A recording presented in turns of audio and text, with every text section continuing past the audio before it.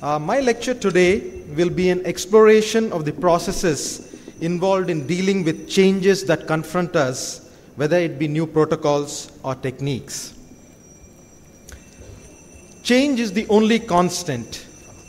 This aphorism is attributed to Heraclitus, the Greek philosopher.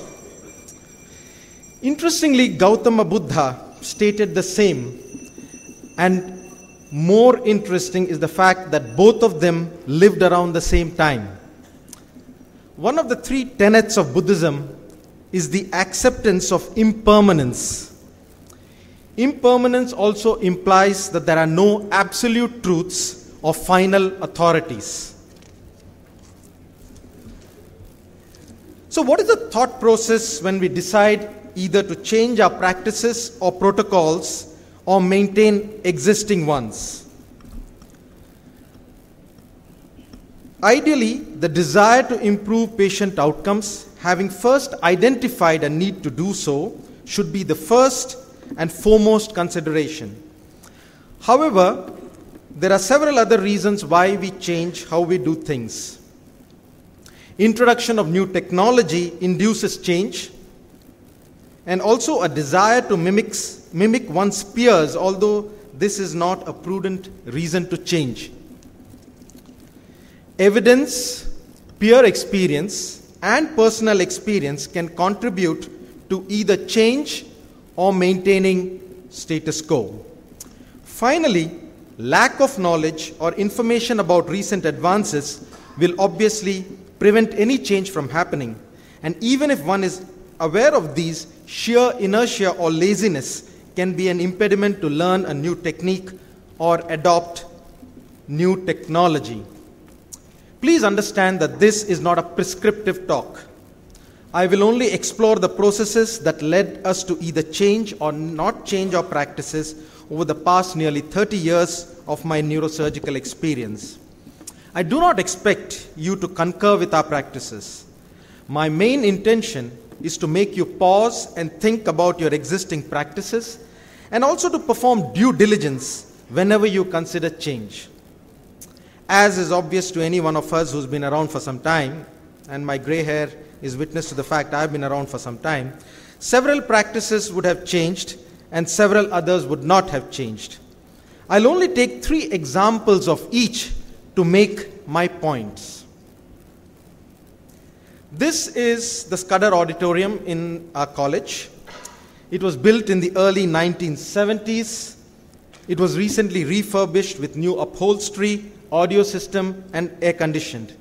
It has changed for the better. In 2000, recommending that patients undergoing surgery for brain tumors should not receive anti-epileptic drugs, provided they never had seizures. But if you do give anti-epileptic drugs to such patients, these should be withdrawn within a week of the surgery. Besides the significant side effects of AEDs and lack of efficacy, these drugs are also likely to have interaction with the effects of radiation therapy and chemotherapy drugs. So there is enough evidence to try and reduce exposure to AEDs. But is it enough for us to abandon them altogether as prophylactic drugs? Unfortunately, no. Look at this table from the Practice Parameters article in 2000.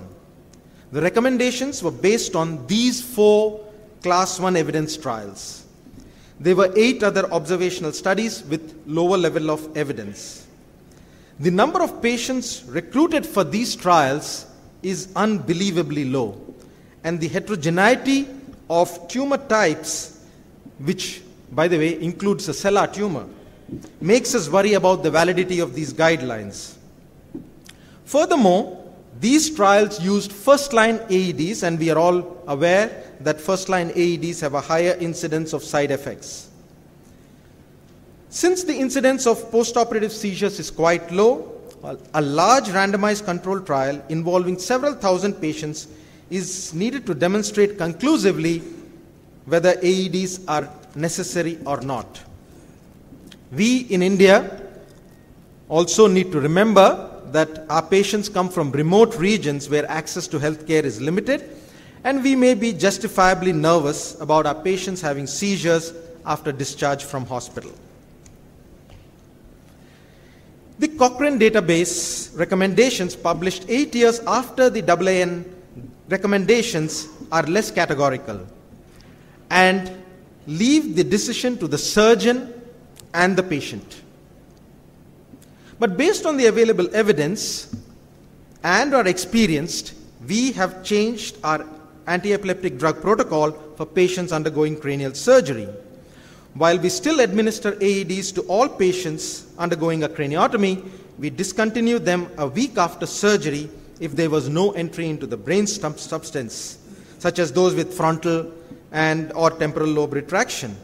For all others with no preoperative seizures, we withdraw the AEDs 6 months after surgery and only continue drugs for patients who have had preoperative seizures, and even in these patients, we try to withdraw these drugs as soon as possible, provided they have not had any seizures after the surgery.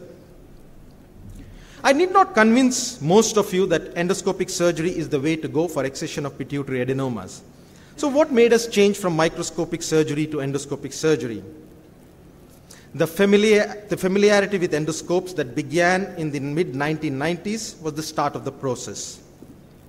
But till bimanual surgery became possible, either with the use of an endoscope holder, such as the one illustrated here, and long telescopes, that is the technique I use, or with the binostril 3 or 4 hand technique used by most other surgeons, pure endoscopic surgery was difficult, if not impossible, for most large pituitary adenomas.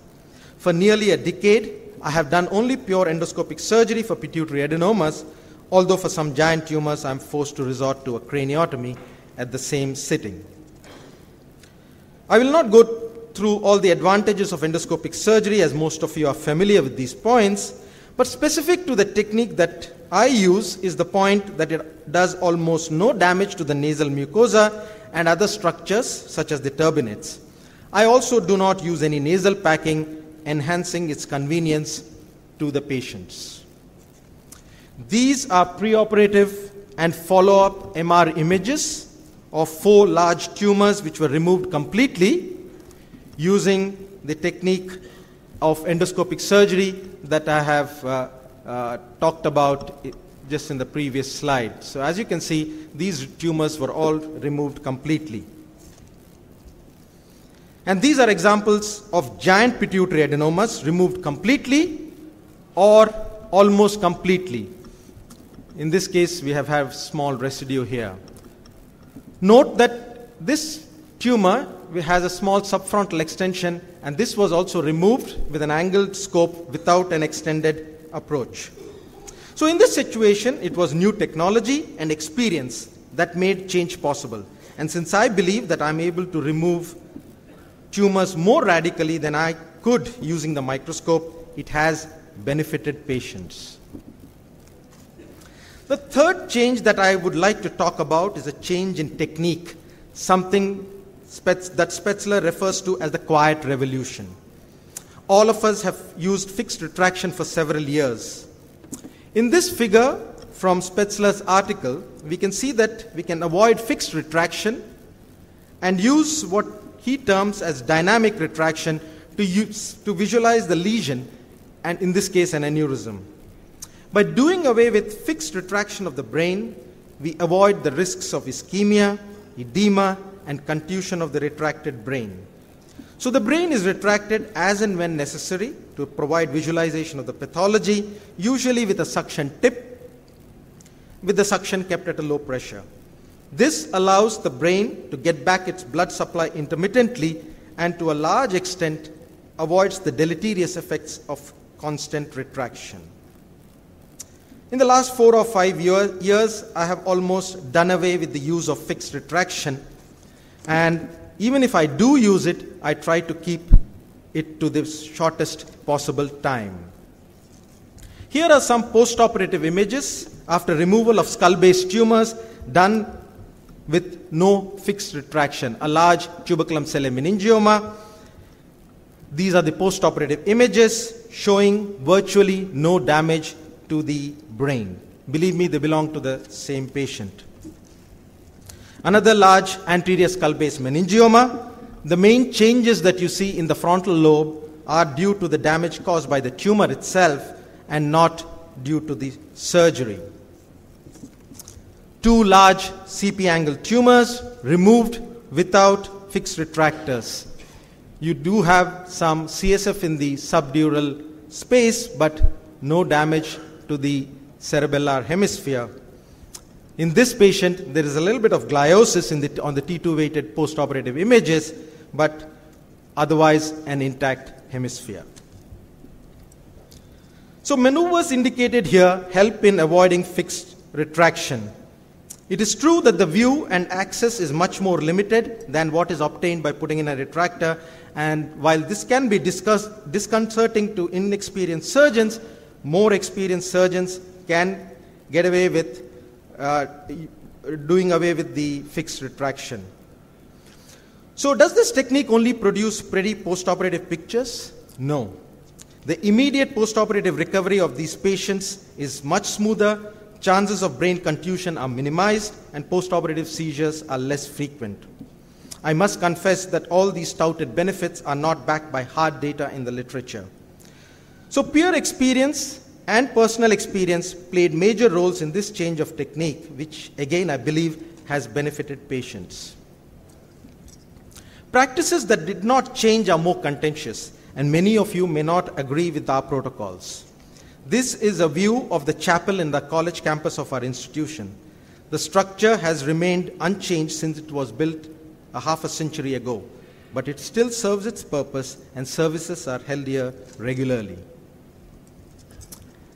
This landmark article published in 1990 established the standard of care for pharmacological treatment of acute spinal cord injury presenting to the hospital within 8 hours of injury. In spite of the heated debate in literature about the validity of the findings of this study, it has remained the standard of care. But several neurosurgeons extrapolated the findings from a study involving acute spinal cord injury to the situation arising from surgical myelotomy and spinal cord manipulation performed during excision of spinal cord tumors. So we had methylprednisolone replacing the traditional dexamethasone in the operating room. We never accepted this protocol for acute spinal cord injury or for spinal cord surgery. I will shortly explain why we are glad we never changed. Fast forward to 2013, 23 years after the NEJM article was published, and these are the recommendations of the AANS-CNS Joint Committee on Spine. Note that level 1 recommendation is not to use methylprednisolone for the treatment of acute spinal cord injury. Why did they categorically recommend that methylprednisolone should not be administered? In a critical analysis of the NASIS-2 study, the authors of the Joint Section Guidelines have put forth several reasons why we should not accept its findings. The 8-hour window was post hoc, meaning that the original study proposal did not have this cutoff. This is statistical manipulation, which is not a valid way to analyze results of a randomized controlled trial. The most important reason, though, is the fact that the so-called benefit was only a statistical benefit and not a functional benefit. So where does this leave those who not only use methylprednisolone for acute spinal cord injury, but also for spinal cord surgery? Since the NASIS-2 conclusions are now discredited, should one switch back to dexamethasone for spinal cord surgery? I leave it to you to decide. But I am happy that our stand was vindicated. So where did we go wrong and expose thousands of patients to unnecessary harm and increased cost? Although the results came from a well-designed Class 1 study, they were not analyzed critically, and the investigators were probably too eager to prove the benefits of methylprednisolone. We need to wait for the dust to settle, although in this case it took over 2 decades for this to happen. Most of you may be aware of my favorite bugbear, and we had this debate during the CME. We still do not perform fusion following discectomy for single-level cervical disc disease. This is one of the conclusion slides from my presentation in 2003 and still holds true. There is no evidence to suggest that for one-level cervical disc disease, fusion is necessary or beneficial. As far back as 1977, Dunsker stated that the good results of surgery flow from decompression of the compressed neural elements and not from the fusion. This is a systematic review on the same subject published in 2012.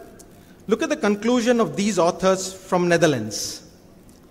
Although most surgeons perform a fusion procedure or insert an artificial disc after the discectomy, what is a better surgery for the patient is a simple discectomy, as the outcomes are similar, the costs are lower, and possibly there is a lower risk of adjacent segment disease. There is no evidence to substantiate the feeling that ACDF is the best option. I cannot put it better than Ed Benzel on the issue of cervical arthroplasty. He cautioned us to moderate our enthusiasm for any new technology, as the initial perceived utility might not hold up to subsequent scrutiny. He outlined several biases in RCTs with new technology, which Bob Harbaugh alluded to yesterday, so I don't need to go through all the biases. Remember that most RCTs for new technologies are usually designed and powered to be non-inferiority trials, and therefore only show equivalence between the new and old technology and not superiority of the new technology. Finally, this cost-effective analysis published last month by authors from the United States showed very elegantly that ACD, simple discectomy, it provides more QALYs or quality-adjusted life years than any other surgery for single-level cervical disc disease, including arthroplasty. It is not only the most effective but most economical.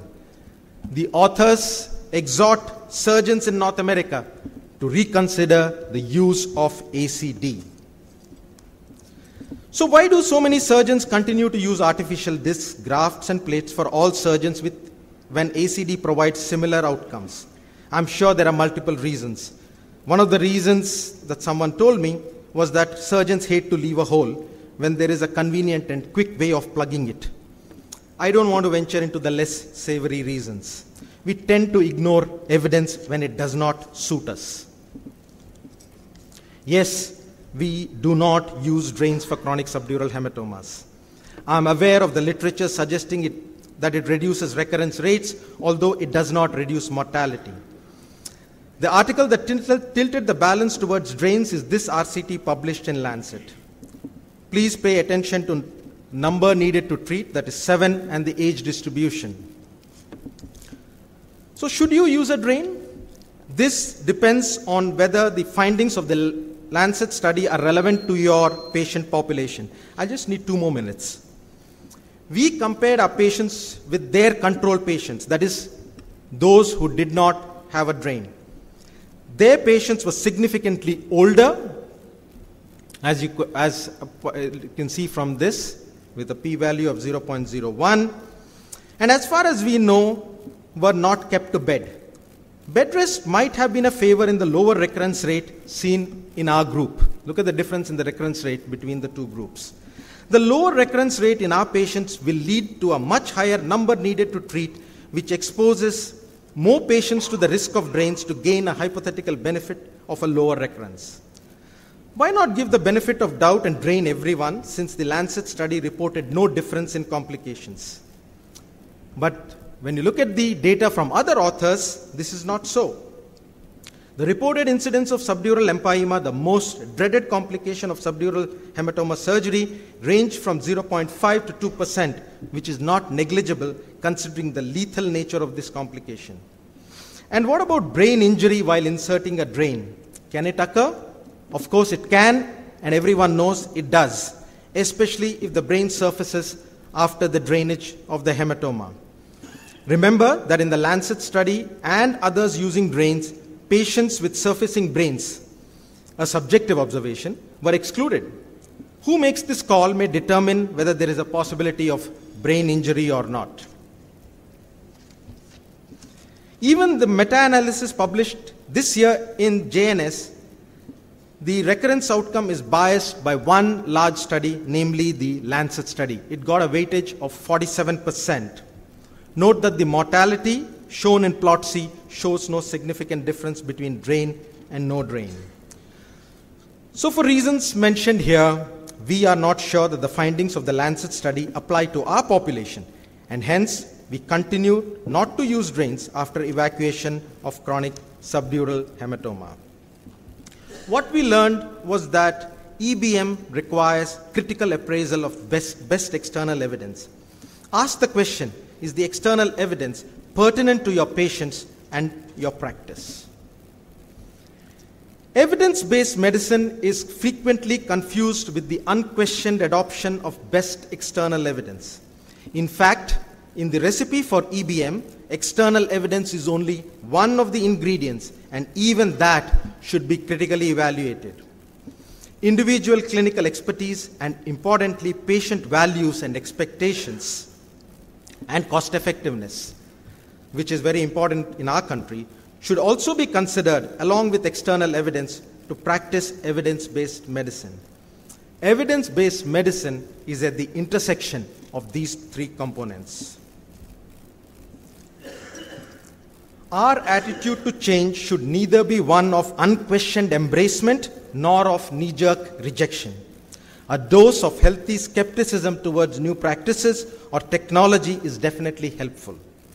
Before adopting changes, go through the following exercise. Are there lacunae in your existing practices which lead to poorer patient outcomes? To determine this, you need feedback from your patients. In other words, your patient outcomes, not those reported in literature. Does the new technique, technology, or protocol address those lacunae? Is the evidence robust and derived from patient groups that are similar to your patient population? Does the evidence stand up to critical scrutiny, not just of the journal reviewers, but to the thoughtful queries posed by you? And in the case of new technology, is it cost effective? Only if the answer to all these queries is yes, then go ahead and change. If not, then persist with your proven practice and be on the lookout for the next advance that can address your concerns.